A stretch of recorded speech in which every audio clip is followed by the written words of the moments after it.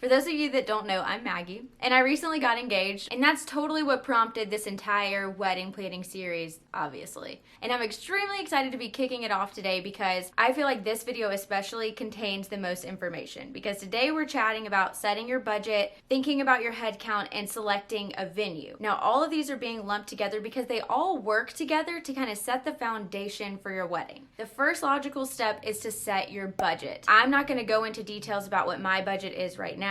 I need to check with my parents and see if they're comfortable with that. But you need to talk with your parents or your fiance, and if you're paying for your own wedding, and figure out how much money you want to spend. Without knowing that as a baseline, you really could end up making a mistake and picking a venue that could be way too expensive, and then you have no money left over for flowers or decorations or music. So it's very key that you start out with a budget. Once you have that in mind, it's also good to get a sense of how many people you want to invite to your wedding. And so we looked at venues that could fit at least 150 people. So once you have your budget in mind, and then once you have your head count, it's finally time to shop for a venue. The venue sets the tone and the style of your wedding, so it kind of is the baseline of what your flowers will look like, what other decorations you choose, what your bridesmaids dresses will look like. So that's why this video is arguably the most important in the process, because you're nailing down a lot of major details from the start. Now, I think it's important that I put this annoying necessary disclaimer that this is just based on my experience. This is not the only way to plan a wedding. There are a million right ways to do it, as long as in the end you end up getting married, right? Like, you can take or leave different details. You don't have to have a traditional wedding with a big party. Do what makes you happy, what you and your fiance want to do. This is just the order that I'm going in and planning. I still have 10 months left in my engagement. We've done a lot at the beginning because our lives get significantly busier once we hit January. So we know we want pretty much everything done by the end of the year. That's the timeline I'm working off of. And I think that that's a good transition into timing, which is the very first point that I want to hit. Brian and I got engaged, and then we were abroad for 12 days after that. So we just agreed, let's not talk about wedding planning. Let's live in this for a little while and enjoy it. And then once we get home, we'll kind of start the planning process then. So once I got home, we gave it a couple days. I chatted with my parents, and they set our overall budget because they're super generous and they have offered to pay for our wedding. So once I was given that budget, it was time for me to figure out, how do I allocate this budget to ensure that I'm not overspending in one area, underspending in another, and backing myself into a corner later on in the process. There are a million online resources. I'm just going to throw that out there. Pinterest has a million checklists, a million budgeting spreadsheets, different planning tools like The Knot, which I've been using, or Zola or Wedding Wire, things like that. They offer budgeting tools to help you allocate your budget. But I actually have a dear friend who worked in wedding planning for 3 years who sent me over a spreadsheet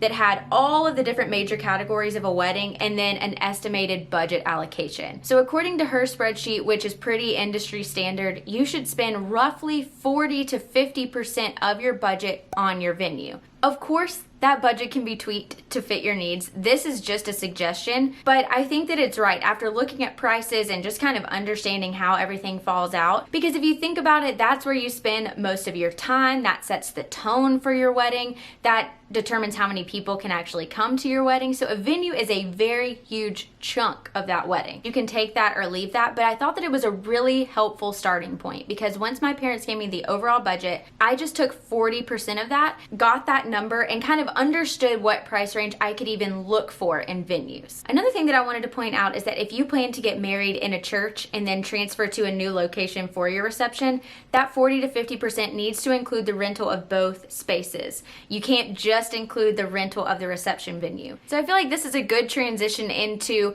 pick a venue for your needs. So for me, I'm not from Texas, but I am getting married in Texas. This is where mine and Brian's life is. This is where we met. This is just a special place to us. And I grew up in Mississippi, and my parents don't even live there anymore. The thought of planning like an out-of-town wedding with no one there to help and traveling back and forth, that was just too much for me. And so we decided to get married in Texas. Since we're not from here, that means a majority of our guests that we're inviting are not from here either. Only the people that we've met in this community, like our friends from church and our friends from work. So since 90% of people being invited to this wedding are from out of town, we wanted to find a venue that had the ceremony and the reception space in one. We did not want people people to be burdened with taking Ubers, because a lot of them will be flying in from the hotel to the ceremony site, from the ceremony site to the reception site, and then back to the hotel later. Because we knew that that could have been a risk, my parents wanted to provide transportation for people, which is just another added cost. So we said, you know what, let's eliminate that. We absolutely love our church, but let's just look for a venue that has a ceremony space right next door to the reception space. So that's how I limited my search with venues. There are a million different places to find venues, which is kind of the next section of this video. Look at these transitions. So how to find a venue. There are a lot of different ways. You can use your past experiences or other weddings that you've attended. You could get suggestions from friends. You could do a swift Google search and find a million in your area. But the thing that I found the most helpful was using the knot.com. I've also used Wedding Wire and Zola for like a tiny bit, but I ended up liking the user interface of the Knot the best, and I just wanted everything to be in one resource. So that's where budgeting tools are, our vendor list, our registry, our RSVPs, our wedding website. It's all in one place. I didn't want to be referencing a bunch of different resources, so I just channeled all my energy into one. And that's where I found all of the venues that we decided to tour. They have a bunch of great pictures of the venues. They have reviews from other people who have used the venues. They have estimated price ranges. They have all of the amenities that are included. So you could see, is there a space for the bride and groom to get ready? Is there on-site Wi-Fi? Are there on-site accommodations? You can view all of that in one place on the Knot without having to go to every individual vendor website and find that information out for yourself. So it's all outlined for you. You can compare apples to apples, and that's why I really liked using that. Now, I have to out myself here a little bit, because before we got engaged, I actually did browse some wedding venues here and there, because I am not somebody that grew up having this grand wedding vision. I was not the little girl that dreamed of one specific style of wedding or getting married in this one specific place, which has really worked in my favor now. Not to say that if you did have this very specific wedding dream in mind that you can't have that. I'm just saying that it helps a little bit for you to be flexible, especially in bigger cities. So after you've found your venue, you've identified the ones that you love, the next thing that you need to do is actually reach out to request quotes. On resources like the Knot, they typically just put $ markings, kind of like restaurants on Yelp or something. So they range from inexpensive, which is $1 sign, affordable, $2 signs, moderate, $3 signs, and up and up and up. I narrowed my search to affordable venues because I feel like you can get beautiful spaces without breaking the bank. And if you don't have a huge wedding budget, what's the point in looking at venues that are marked as $4 signs?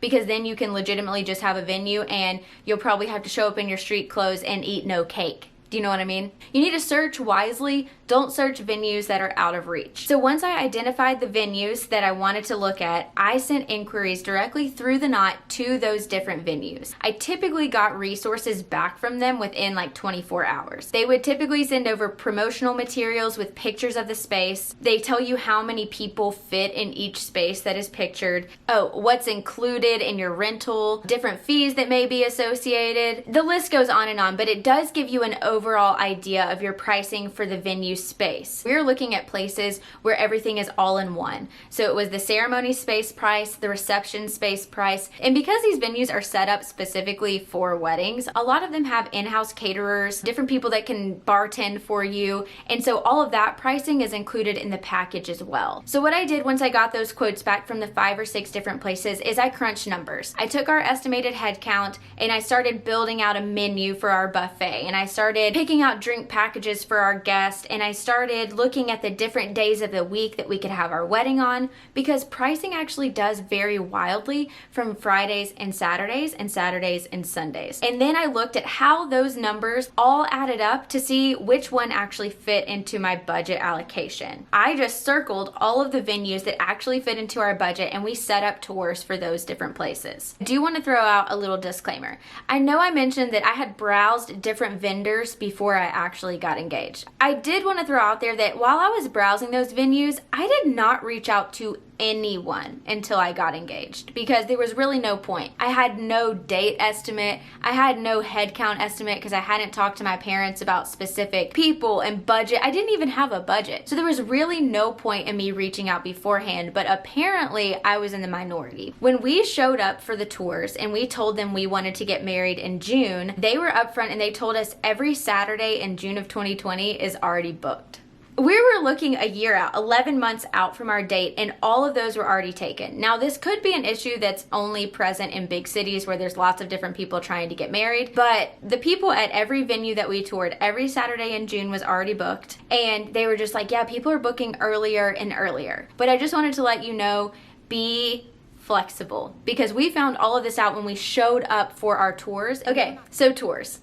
Once you feel comfortable with all of the promos, the offerings, all of the fees and everything that are included with the space, it would behoove you to set up a tour, and the people at the venue will tell you that they really want you to come in for that. They don't recommend just booking online, but sure, they'll take your money. I would just say go on a tour. And a lot of these venues offer both self-guided and guided tours. Self-guided tours are when the property is open for a specific time range. They have staff stationed around the areas to ask questions periodically, but you don't get somebody walking with you through the whole time for you to ask questions to as they arise. So I would really recommend setting up a time where you can have a guided tour. This really allowed us to immediately spout off questions as we thought of them. We would walk into the ceremony space and initially had questions about, can we hang things on the walls, or can we add things to this staircase? And they were able to answer all of that as we went, so that we didn't have to like hold on to our questions, try to remember all of them, and ask them to somebody standing randomly in a corner somewhere. Another really cool thing about a guided tour is that at the very end,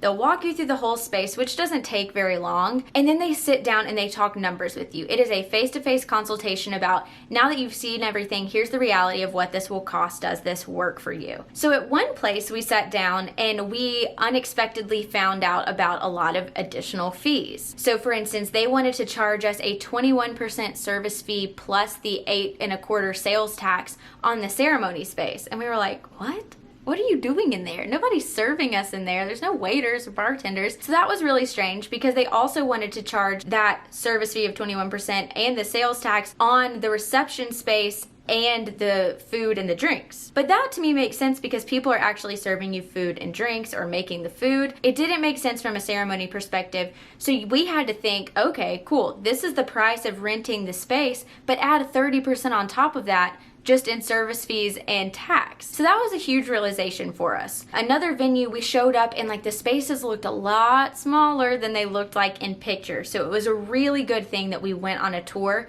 to see that space. You could also be really pleasantly surprised in these consultations, like we were at another venue, the one that we ended up booking. We found out that they were willing to work with us on the time that we were allowed in the space for no additional cost, that fees and taxes were already included in the rental price, whereas at the other one, again, we were paying an additional 30%. It's just really good to sit down and talk numbers with these people. I know you're like, I don't even know where to start with numbers and questions. I've got you there too. So this last section, I wanted to chat through helpful questions that you should ask when you actually go to tour a venue, or when you're emailing back and forth with different spaces, if maybe you're planning an out-of-town wedding and it's not feasible for you to go tour immediately. My top questions that we asked at every venue: 1, what dates are available? That's obviously something that means a lot to the bride and groom. We knew that we wanted to get married in June because of our lease timing, and we just didn't want a super long engagement. 11 months was really good for us, so we knew that we were targeting June. And they told us every Saturday was booked.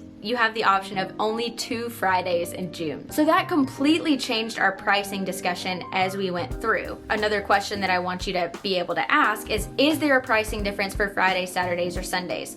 We're actually getting the space $1,500 cheaper having it on a Friday versus having it on a Saturday. So maybe if you do have a tighter budget, you should think about getting married on a Friday or a Sunday to keep your cost down for the exact same venue. Another question: what is exactly included in the price of this rental? So for our specific space, the price of the rental includes the tables, the linens, the chairs, centerpieces, a day of coordinator, the space to get ready in. There are a million different things, but every venue is going to be unique. It was really huge for us that all of those things were included. Now we don't have to contract with another vendor and worry about them showing up on our wedding day to deliver the tables. And we don't have to worry about there being enough chairs if we didn't rent enough from the onset. Finding a venue all inclusive like that was just what we wanted, and we thought that it was the best value. value. So what elements of the venue do fees and taxes apply to? I just shared with you my little story about how we found some unexpected fees. So that is just a really good question to be upfront about. Don't leave any questions unanswered, don't assume things, and don't just take the paper that they give you for face value, because we had to ask that question specifically. It wasn't clearly stated on the sheet. What is the payment plan? Most of these venues allow you to pay in 4 or 2 different installments. It just depends on the venue. But one question that my dad always asked every time we went to a venue was, do I get any sort of discount for paying up front? Which I thought was a really smart question to ask. At the first venue, they actually gave a 10% discount if you paid everything that day. And then at the other venue, they actually didn't offer a discount for paying everything up front. So it's better to just pay in installments and then, keep the money, time value of money, whatever. When do you need final headcount? This is huge because a lot of people have a hard time getting RSVPs back. A lot of the spaces that we toured, it was arranged between 10 and 15 days before your wedding. So we were really surprised by that. We thought it was going to be at least a month out, and I feel like it's just not realistic to receive all of your RSVPs back by then. So know that you actually do have kind of a lot of wiggle room to get your final headcount in, at least for the places that we toured. Do you have preferred vendors, and is there a fee associated with using vendors outside of that preferred vendor listing? Most places, they just have a preferred vendor listing because they've worked with them before. They know that those vendors really understand the space. They've done a bunch of weddings. They can recommend things to help with the flow of your reception, but they won't charge a fee if you want to use somebody different. But it's always good to ask. Do you have in-house catering and bartenders on site? This was a question that was kind of unique to the spaces that we were viewing because most of them did. Now, there are pros and cons to having in-house catering. Like we have obviously kind of fixed rates. There's not a lot of bargaining power with the food prices that you could get if you were to go try out several different vendors and figure out those that are cheaper. In the long run, we're going to try to tailor our food to make it fit our budget and our needs, but we are going to have to get kind of creative with that. And so that is a downside to having an in-house caterer, but the upside is that they know the space, they're already there, they're going to be there on time, your food is going to be hot, and they can replenish your food if things start to go down. Outside caterers will have to bring in all their food and try to come up with the quantities beforehand, whereas an in-house caterer just ensures that everything is fully stocked at all times. So definitely pros and cons to both of those situations. What are your minimums? Our minimums for our space were a lot lower because our wedding is being held on a Friday. For instance, our beverage minimum is $1,500, and let me tell you, we're gonna definitely exceed the beverage minimum because we're gonna have 150 people. Like, that's just $10 a head is a pretty low price considering their packages started at $29 a head. Like, we'll be fine. Try to determine if maybe having your wedding on a different day of the week, not a major Saturday, would be better for your budget so that you're not just paying excessive money to meet a minimum that's unrealistic. At one venue, they required a $6,000 beverage only minimum. For 150 people, that is going to be extremely hard to meet. So we just ruled out that venue altogether because that was a silly minimum. It was arbitrary. It wasn't even close to a good estimate for us, especially compared to the other venues that we were looking at. Definitely inquire about minimums. That could be a game changer over whether or not you can afford the space. How long do we have to set up for the wedding and tear down afterwards? Tear down, I feel like, is one of those things that gets forgotten about a lot, especially if you're bringing in a lot of DIY things. And I learned this through watching Jamie Wolfer. She's a wedding coordinator who has a YouTube channel, and she has a lot of really interesting videos. So if you haven't found her yet, and you somehow stumbled upon this video first, definitely go check her out. But one thing that she talked about is that tear down is often forgotten, and sometimes you really have to rely on your family to do that. So just being sure that you have a plan in place and that you have enough time to get everything out before you're charged additional money for being in this space too long. Now, as far as setup goes, this is very important because you need to be able to tell your florist and your cake people and your photographer what time they're allowed to show up to the space and what time you'll be there. Everything fits together and everything has a cause and effect reaction, so be sure you ask about those hours of availability. Another question to have, that this you should really ask yourself because this is something that you can observe, is there enough parking? Be sure that you're not going to pick a place with very limited parking, with people who are stressed trying to walk into your wedding, or that you may have to pay somebody to valet all of those cars. The place that we picked has tons of parking spaces, and a lot of venues that are built specifically for weddings will, but one place that we showed up that was built specifically for weddings was in the middle of an office park. There was not a lot of parking, and we would have had to pay someone to valet all of those cars, which is just an added cost that we were never counting on. I could honestly go on and on with questions. These are what I consider to be the most important. Once you've nailed down a venue, you totally have the bones to your wedding. You have the environment, you know what it's gonna look like, you know what kind of decor would look really good in your space now. You have a wedding date. You are well on your way to planning a wedding. So stay tuned. Part 2 is gonna be about those priority vendors, other vendors that are a large portion of your budget and that you really wanna nail down early because they may be really important to you. So hopefully you like this video and are excited for this series. So if you like this video, then like it, stick around, subscribe, join the community, and I'll see you in my next one. Bye.